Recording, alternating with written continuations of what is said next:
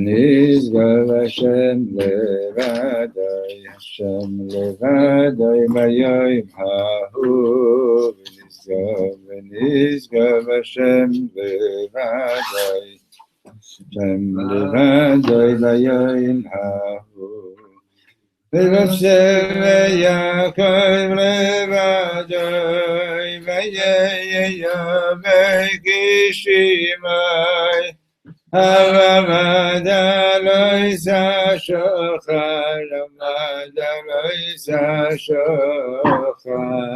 V'Yosef Yaakov levadai, v'yeyamei kishimai. Avamada loisa shochar, Avamada loisa shochar. Nizgav Hashem levadai, v'yayim hahu. Nizgav Hashem levadai, Hashem levadai v'yayim hahu. I read your thing on the Parshat last week, and it's not that when Yaakov was desperate, then he found God. He found God, but this time he turned to him in desperation. That's what we learned. But it's not that until now he didn't know God, but now he was desperate and he turned to God. Yitzchak was his father. Abraham Avinu was his grandfather. He knew he learned Torah all his life. But by Yifka B'Mokim, he turned to Hashem and prayed to him as like someone who's desperate. I think you should correct that. Okay? Otherwise, very nice. Thank you. Okay, so here we are. Yaakov, last week we were learning all about Yaakov Avinu leaving Eretz Yisrael, and now he's coming back home, right? And he has to encounter his brother Esau. So you should read the story in the Torah very carefully. It's very, very important.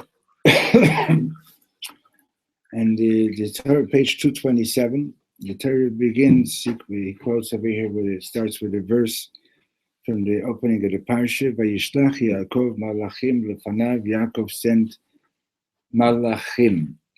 And the question is, what are malachim? Did you do me a favor? We don't need that light, and we don't need those lights. Yeah. Those two. Shut up that one and shut up that one. Yeah, both of those. It's not wasting electricity. Okay. So the question is, what is the meaning of the word malachim? So Rashi, usually you would translate malachim over here that he sent messengers. A malach is basically, in a certain sense, a messenger, but a malach is also means an angel, right? So Rashi says over here that Vayishlach Yaakov malachim. Rashi says that he sent actual angels. It's the first time that we have in the Torah that we see somebody sending angels. In the previous parsha, like, Yaakov meets angels, etc., and so on, that God sent. But now look inside. Vayishlach Yaakov malachim lefanav el Esav achiv artza seir stay Adom. So HaKatuv Omer Yaakov Avinu shalach et malachim shelo el Esav. The verse says that Yaakov sent his malachim to Esav. Mi hayu hamalachim halalu. Who were these angels? Who were these malachim? Rashi Omer malachim mamash. Rashi says that they were literally angels. In order to understand this, you have to open up the gates of your heart. So says Reb Shlomo, "Anachnu borim ein sfo malachim be'emtzaut ha'ma'asim shelanu." We create an an uncountable number of angels by means of what we do. And the angels that we create, they are corresponding to, or in other words, their design is affected by the intention of the heart as you're doing the mitzvah, right? The Gemara says that when you're doing a mitzvah, you're creating a positive angel. When you're doing a transgression, you're creating a negative angel, malech malachi chabola. But in addition to that, Reb Shlomo is teaching us based on he's not quoting the sources here, but there are sources for this, that the kavanah, so for example, you're doing a mitzvah, you're creating an angel, a positive angel, right? But the quality of that angel is affected by the kavanah that you had, by the intention how much your heart was involved in the doing of the mitzvah. יש הבדל בין המלאך שנברא משמירת שבת סתם. There's a difference between an angel that's created by simply keeping Shabbos, למלאך שנברא כשאדם שומר שבת מכל הלב, versus an angel that's created by a person who's keeping Shabbos with all his heart. Rabbi Zusha Siper, the Rabbi Zusha related Shehu Haya Ba'olamot Elyonim, that he was visiting the supernal worlds once. V'ra'at ha'malachim shenotzchu min ha'ma'asim ha'tovim shelanu, and he saw the angels that are created by our good deeds. Aval le'marbeh hatzar, but much to our chagrin or pain, malach echad haya lelo yadayim, one angel was without hands, le'mishneu chaschu ha'raglayim, and another one was missing his feet. The malach echad lo hayu kirbayim, one malach was missing his guts. Vaya gam malach b'li lev, and there was also a malach without a heart.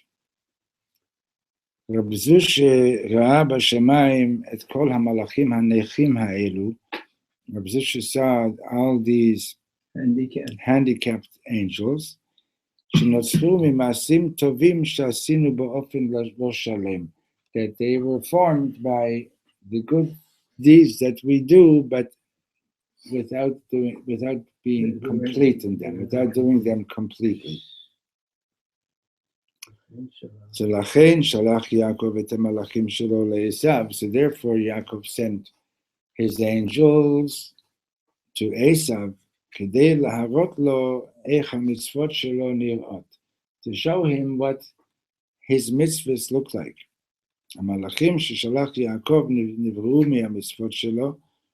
The angels that Yaakov sent were created by his mitzvot. The Gewalt, Kama Shehem Hayu Mushlamim, and they were so awesomely complete. Okay, so it's an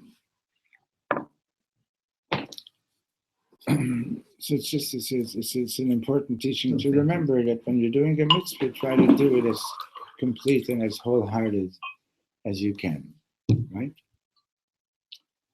Now, sometimes, people say, what do you want? I'm doing the mitzvah. What else do you want? So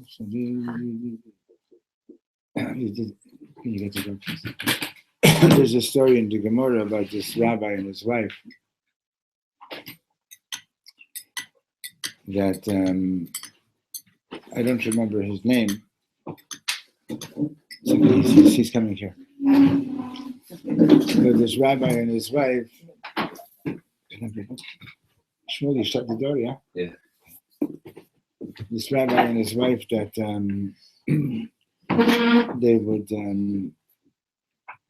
they would always drop off a package of food at the door of a poor man,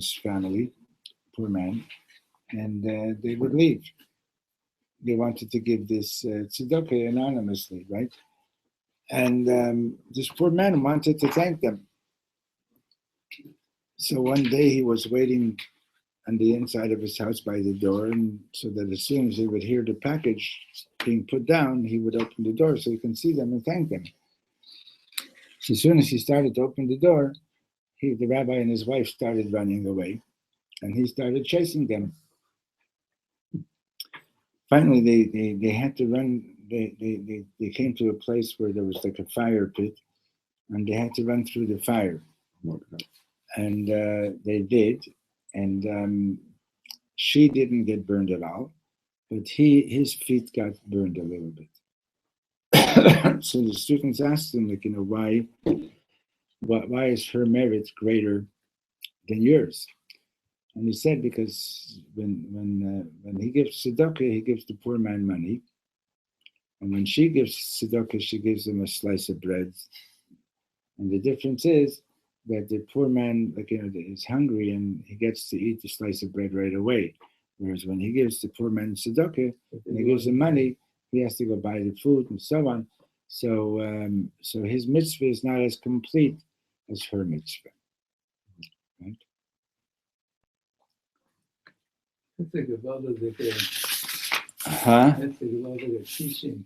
Yeah. To do a mitzvah completely. Belev Shalom, probably. Belev Shalom, right? So this is what this was just an introduction to, it wasn't a separate teaching, it's just how he begins the next teaching. What a story. Page 228. That's an amazing story. Yeah.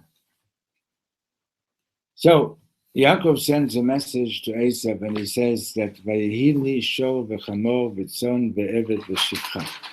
So he tells him basically so that I acquired oxen and donkeys and sheep and servants, male servants and female servants.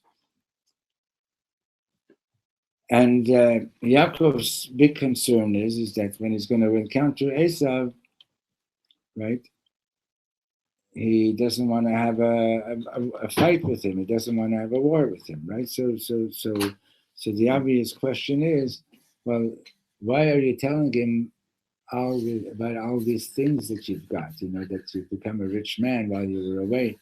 So Rashi explains on a pshat level that Yaakov is telling Esav that the blessing my father gave me was that I would become wealthy in agriculture, right? Mital Shemayim and Mishmanei Haaretz. I would be wealthy from the land.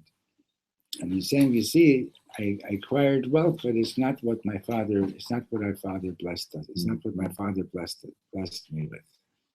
Okay, so that's the way Rashi is learning Pshat. Now, so Reb Shlomo here is bringing a teaching from the Ishbitzer that's taking it to a completely different perspective. Question is Yaakov just interested in not being attacked by Esav, or does he actually want to make peace with him? Okay.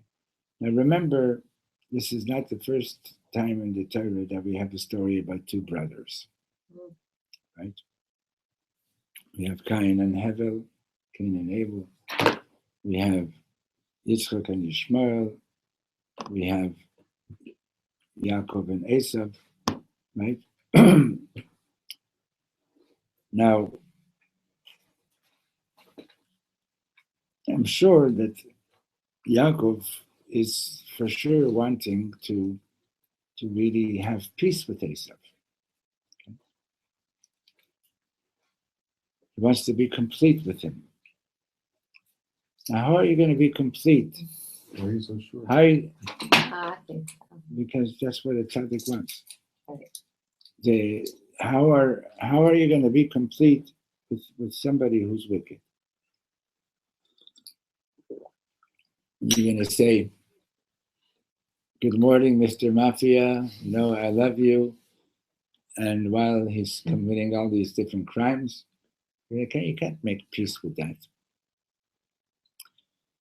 So what the tzaddik really wants to do is he wants to help this person be the holy person that he could be, rather than just, I'm not going to fight with you and you're not going to fight with me, right? Okay, so let's look at this. So Hamidrash Omer, the Medrash says, Dvarim Niflaim, amazing things ala pasuk hazeh on this verse. Vayihi li sho, so the Medrash says, I have an ox.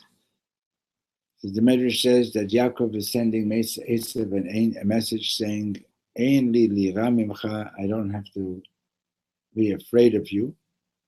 Sharei nolad Yosef shenikra Sho, because my son Yosef has been born. And Yosef is referred to as an ox. V'chamor, and I have a donkey. The Medrash says, Ze Mashiach ben David. In other words, I've got Mashiach. I've got the Mashiach, son of David, is on my side too. Son, sheep, Elus Chuton Shel Shvatim. This is referring to the merits of the tribes. Shenikhu b'neihem tzon, that their children are referred to as sheep in the scriptures. Ve'eved, I have a servant. Ze Moshe, that's Moshe Rabbeinu. Ve'shivcha, and I have a woman servant. Zo Ruth, Shatid latzeit mimena, Shatid David latzeit mimena.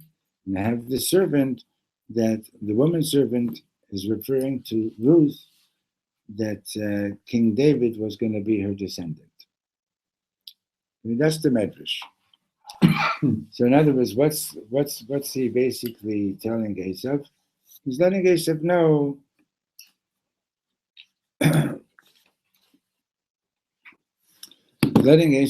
that good things were coming out of him. I don't really have to be afraid of you, okay? But it's a medrash, you understand, because the next verse, when the angels come back and they say that Esav is on his way to, is coming against you with 400 armed men, right? It says that Yaakov was afraid.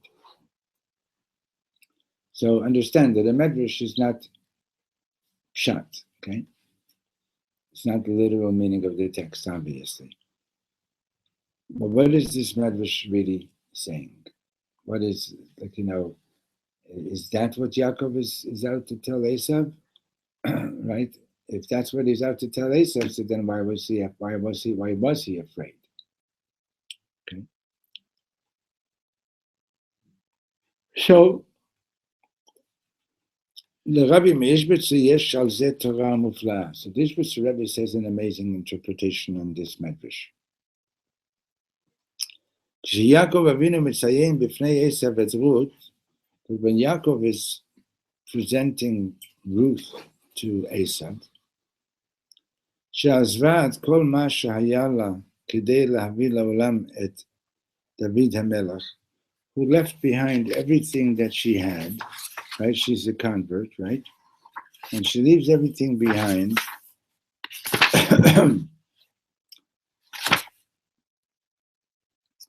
in order to bring King David into the world, Et HaMashiach, the descendant of King David being the Mashiach, who mitkaven lahavot lo, what Yaakov is intending to do is to show Esav ad hechan yichula avodat Hashem lahagia. He's wanting him to see how far you could go in serving God. Kama gavoa yachol adam la'alot ma'ala im rak yirtzeh. He's wanting to show Esav how high a person can go if only he wants to. Right? אנחנו חושבים, we generally think, שאבותינו ואימותינו, that our fathers and our mothers, הקדמונים, our ancestral fathers and mothers, היו אנשים שונים לגמרי מאיתנו. We think that, Avraham Avinu was completely different from us, and Sarah was completely different from us, and so on. Aval kol hatzadikim melamdim, but all the tzadikim teach us, shehem hayu mamash kamonu, that they were actually human beings like us. Hahavdel hayachidi hayad, the only difference is, or was, shehem ratzu b'chol libam lihiyot mechubarim l'Hashem, LaTorah. The whole difference was that they wanted to be completely connected to God with all their heart. They wanted to be connected with all their heart. Right? And they made the effort. Understand? We want to be close with God, right? But how much do we want to, right? We learned about that last week also. Like, how intensely do you want to? How much do you really want to? It's a serious question, right? Like imagine if Mashiach shows up in the middle of the Super Bowl game, right? It's football in America. We're Canadian. Stanley Cup. The Stanley Cup game, right? Or the World Series game, right? It's the last How many people World Cup. How many people would would say, in the middle of the game, you have to. So the question we want Mashiach, right? Okay, so we want Mashiach. There's no question about it. Everybody wants to see the ultimate redemption of the world and so on. But how much do you really want it? And the thing about Ruth was that she was ready to give up everything to become a Jewish woman, to bring the soul of Mashiach into the world.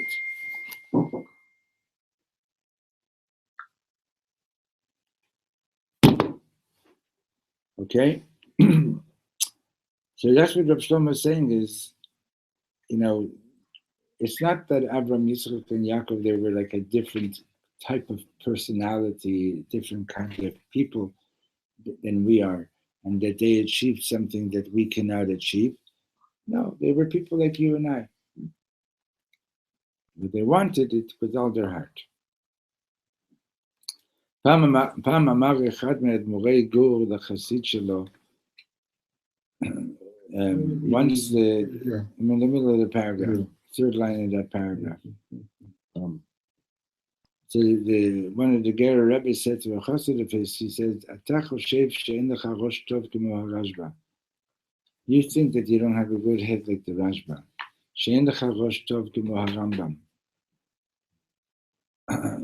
And that you can't learn so well because you don't have as good a head as the Rambam. Do you know why they were so great? Because they wanted it. That's what they really wanted, very, very much. So, Yaakov Avinu hayu shnei oyevim. Yaakov Avinu had two enemies. Lavan רצה להשמיד ולהרוג את יעקב. Lavan wanted to destroy Yaakov, to kill him. Esav רצה משהו אחר. Esav wanted something else. Esav wanted something else.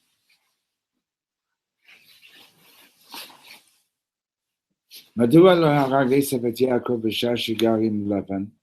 Why didn't Esav? If Esav wanted to kill Yaakov, why he couldn't kill him while Yaakov was by Lavan? Esav yada ifo Yaakov nimtza. He knew where Yaakov is where he is. אבל הוא לא רצה בהכרח שיעקב ימות. Esav didn't absolutely want or necessarily that Yaakov should be dead.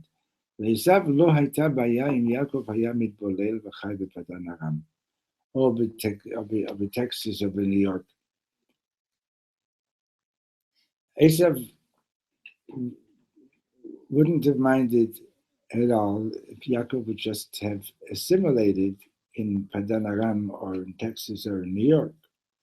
אבל הוא לא רצה בשום אופן שיעקב יגיע לארץ ישראל, but he absolutely didn't want to have Yaakov come back to Israel. Why not? Kan yesh Torah me'arabi me'ishbesi. So here the Ishbesi Rebbe says the following in the last paragraph. The Gemara Omeret, the Talmud teaches us, Kol hadar be'eretz Yisrael dameh kemi sheyesh lo Eloha. Anyone who's living in Israel is comparable to a person who has a God. Kol hadar b'chutz ha'aretz, but everyone who's living outside of Israel, dameh kemi she'ein lo Eloha, is as if he doesn't have a God. That was written in Babylonia. The Ishbitzer was in Babylon.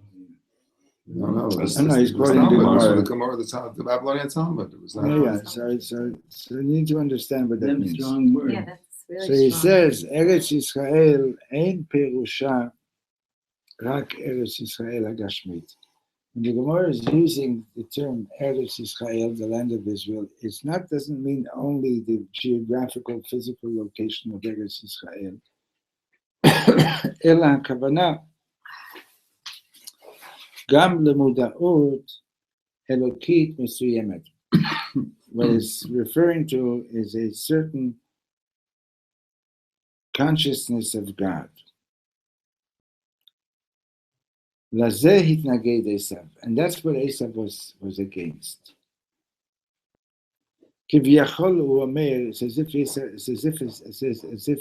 is saying, "Ata rotze liot Yehudi sug bet, lo ichpat li." If you want to be a sug bet means second grade, inferior quality. I don't care. Then I don't care. Go ahead. אתה רוצה לחרום, אתה רוצה לתרום כסף לארץ ישראל כדי להרגיש שאתה מחובר. You want to contribute money to Israel so that you should feel like you're connected to Israel. זה בסדר, that's fine. אבל שום דבר מעבר לזה, but I don't want you to be any more serious than that. אסור לך להתחבר באמת למשהו מעבר לזה. I don't want, it's forbidden to you to be connected to anything beyond that superficial level. Okay? So that's what Reb Shlomo is explaining, the Gemara, that everyone who's living in Israel, it's as if he has a God, but he's taking that Gemara to mean that if you are totally sincere, in other words, the aspect of Israel is that is totally sincere and real, right? And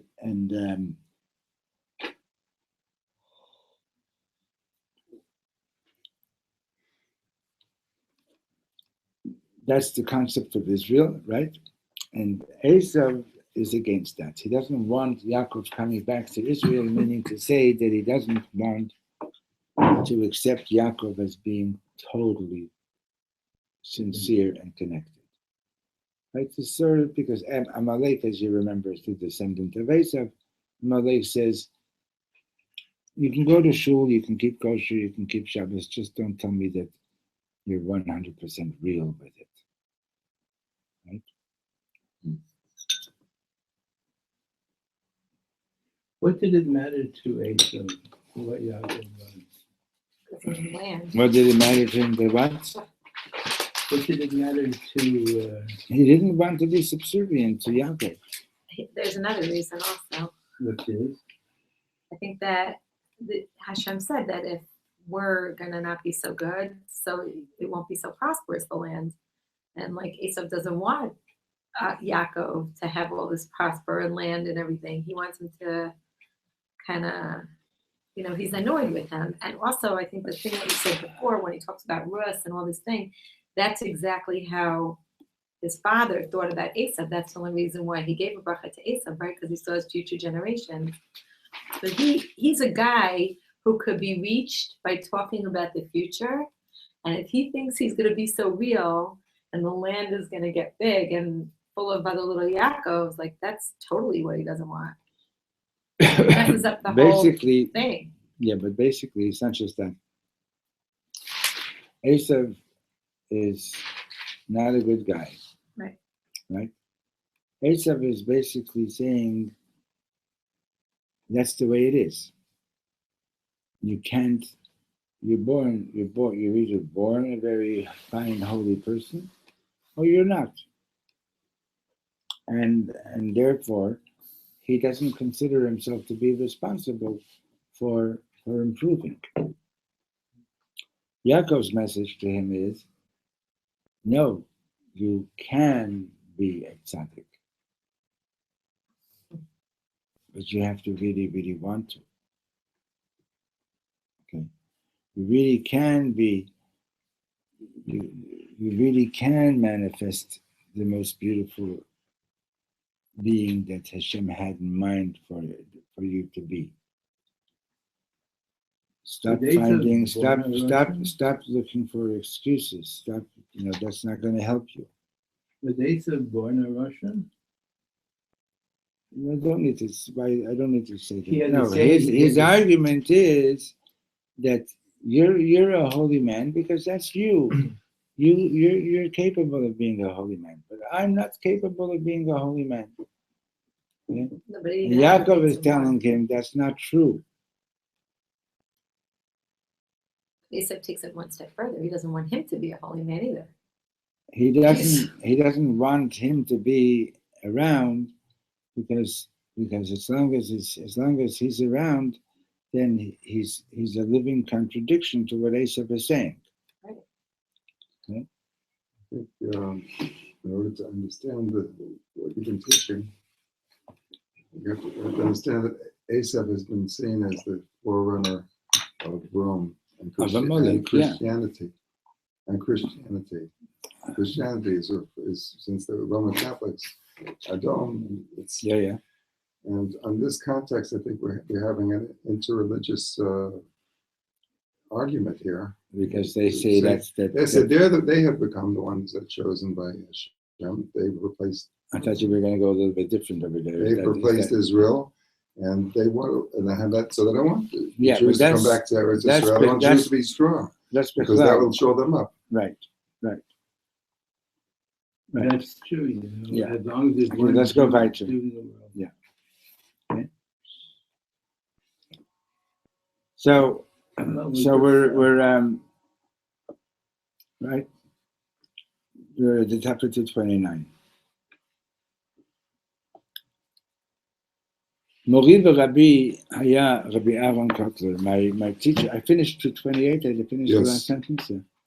Mori v'Rabbi haya Rabbi Aaron Kotler. My great teacher was Rabbi Aaron Kotler, who was the Rosh Yeshiva of Lakewood. V'chamav haya Rabbi Zalman Meltzer, and Rabbi Aaron Kotler's great father-in-law was Rabbi Zalman Meltzer. Shahaya Gadol Hador HaKodem, who was like the top scholar of the previous generation. Lifnei k'matayim shana, about 200 years ago, Yeshiva Hachi Gedola Belita Haita Veloshin. The biggest yeshiva academy was in Veloshin. Kol Hagonim Shel Russia Velita Lamdu Sham. All the big scholars of Russia and Lithuania studied there in that yeshiva. Halimut Sham Haya Ad Klot HaNefesh. People were learning to the point of the expiring of the soul. So Ligamri Me'al HaHasaga Shelanu is beyond our understanding. So Rabbi Zalman Siper Al Shoev Mayim B'Shem Yankale Shaya B'Veloshin. So Rabbi Zalman, the big Gadol Hador, told a story about this water carrier by the name of Yankale, who lived in Veloshin. Yankale lo yada ech likho o litpalel. And this Yankale didn't know how to read, he didn't know how to pray. Hu pashut haya shoev mayim be'ezrat li. He was a simple water carrier. He would put his pail into the well and bring up water and deliver water. Yom echad halach Rabbi Zalman b'rechov. One day Rabbi Zalman, this great scholar, was walking in the street. V'shoev hamayim nigash elav, and the water carrier approached him, v'amar, and he said to him, Rebbe, he says, Rabbi, לפעמים אני מגיע לישיבה לשמוע וללמוד. Sometimes I get into the yeshiva to listen a little bit, to learn a little bit. ושמעתי שכתוב, and I heard that it's written in Pirkei Avot, it says, שכל המקבל עליו עול תורה, anyone who takes upon himself the yoke of the Torah, מעבירים ממנו עול מלכות ועול דרך ארץ. They take away from him the yoke, the responsibility of the kingdom and the way of the land. So, קיבלתי צו גיוס לצבא הרוסי.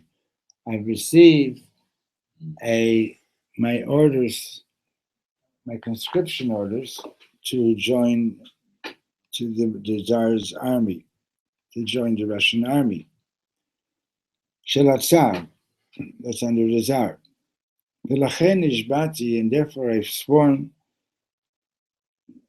שאני מקבל על עצמי עול מלכות שמיים. So I swore that I don't want to be in the army. I'm taking upon myself the yoke of the kingdom of heaven. אני מעדיף לשרת את השם מלשרת את הצאר. I'd rather serve God than to serve the Tsar.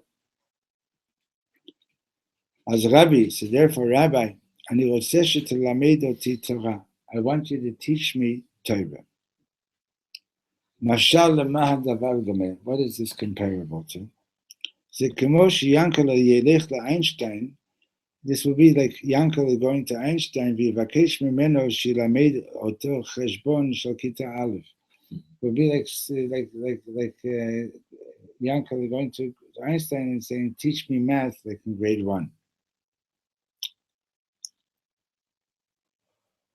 Right? So what happened? Rabbi Zalman histakel alav. So Rabbi Zalman, the Rosh Yeshiva, looked on him. V'amar, and he said, Re'ei, listen or see, ein li kol kach harbe zman achshav. I don't have much time right now to study with you.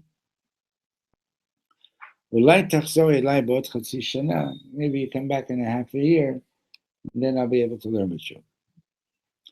Lo, tza'ak Yankele. Yankele said, no. Ani chayav et ze hayom. I need to do this today. Ani nishbati hayom. I swore today that I'm taking the yoke of the kingdom of heaven upon myself. Mehayom v'hala kibalti al atzmi et ol haTorah. I've taken the yoke of the kingdom of heaven upon myself starting now and for the whole future.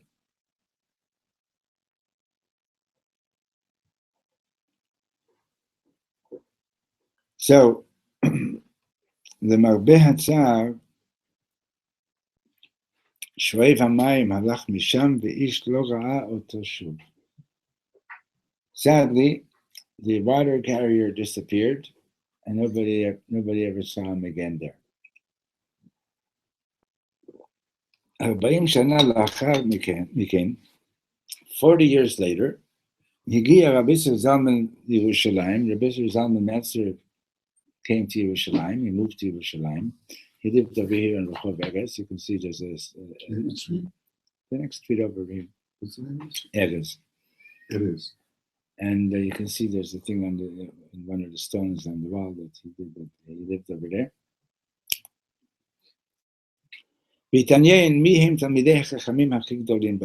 he asked to find out who are the greatest scholars of Yerushalayim. They told him that there's this man who sits in the base medrash in Mei Sharim, that he has an amazing knowledge. He's perfectly versant in the entire Talmud. Bavli v'Yerushalmi, both the Babylonian and the Jerusalem Talmud. Harav Ratzah Livgosh Oto, so the Rabbi Zalman wanted to meet him. V'halach lebeit midrash, he went to that study hall. Hu lo hamin lemareh einav, he couldn't believe what he saw. Zehaya Yankele shoev mayim. It was Yankele, the water carrier. Right?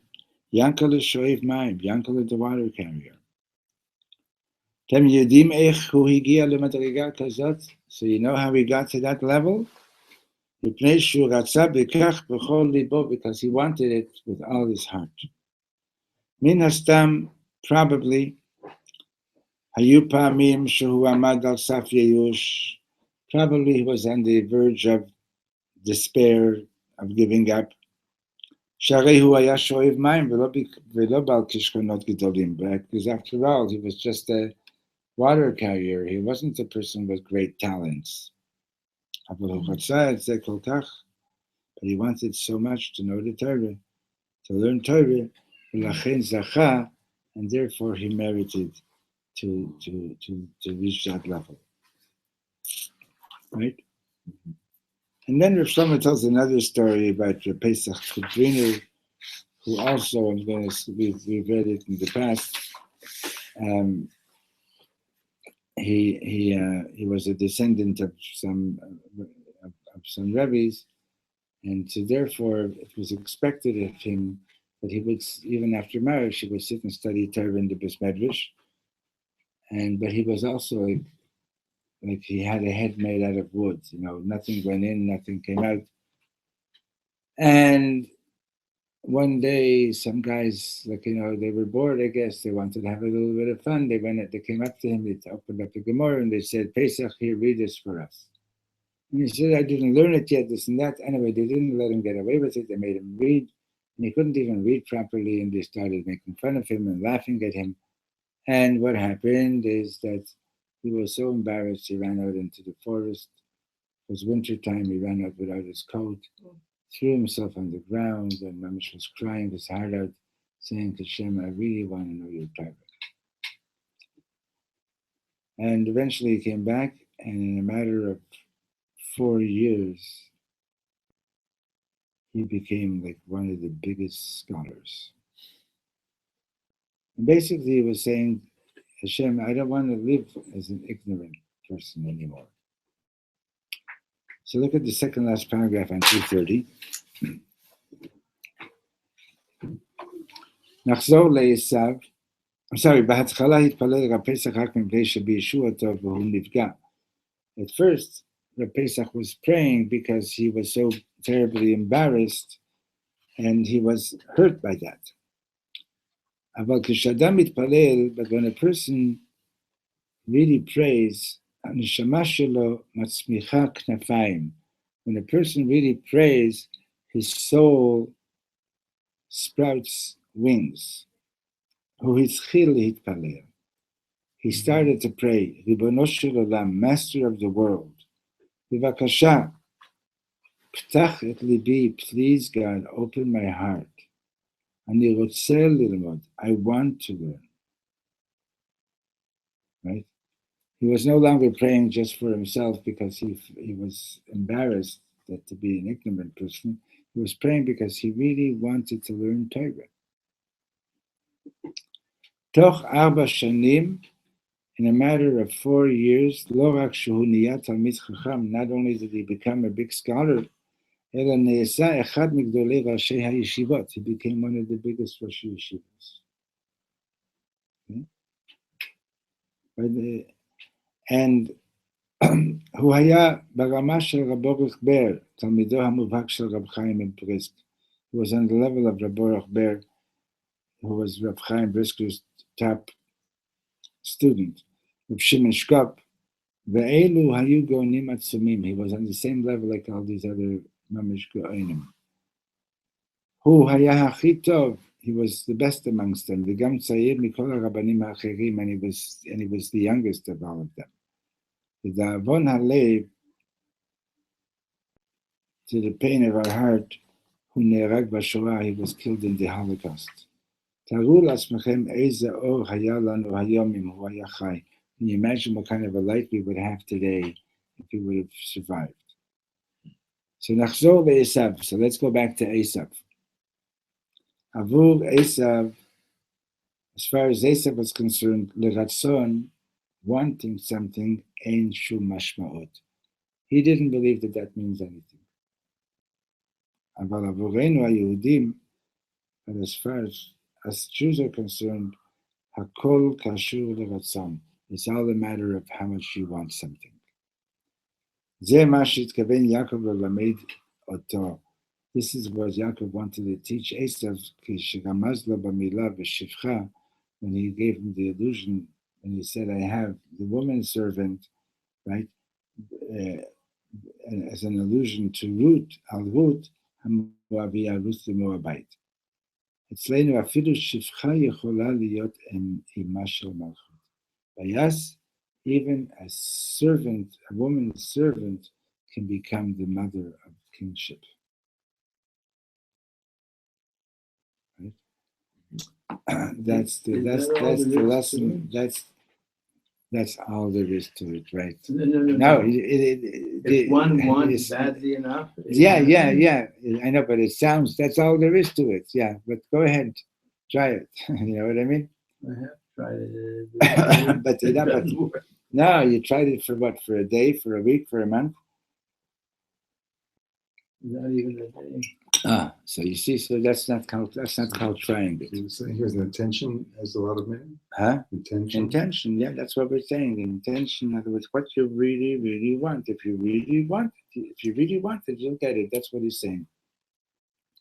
Doesn't matter where you're starting from. Or is it saying that even if you don't get there, if you really want it, that also has meaning?